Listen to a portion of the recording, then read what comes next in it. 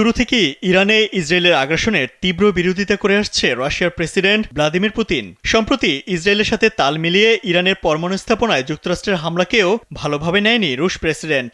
ইরানে ইসরায়েল ও যুক্তরাষ্ট্রের চালানো হামলাকে বিনা উস্কানিতে আগ্রাসন বলে অভিহিত করেছেন পুতিন।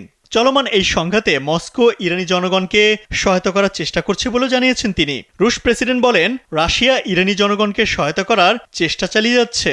সোমবার মস্কোতে ইরানের পররাষ্ট্রমন্ত্রী আব্বাস আরাকচির সঙ্গে বৈঠকে এই মন্তব্য করেন রুশ প্রেসিডেন্ট। ইরানের ৩ পারমাণবিক স্থাপনায় যুক্তরাষ্ট্রের সামরিক বাহিনীর হামলার পর রুশ প্রেসিডেন্ট ভ্লাদিমির পুতিনের সঙ্গে বৈঠক করতে মস্কো সফরে গেছেন ইরানের পররাষ্ট্রমন্ত্রী। সোমবার সকালে তাদের মধ্যে বৈঠক অনুষ্ঠিত হয়। Original product, best service and best offer. Your right choice, Transcom Digital.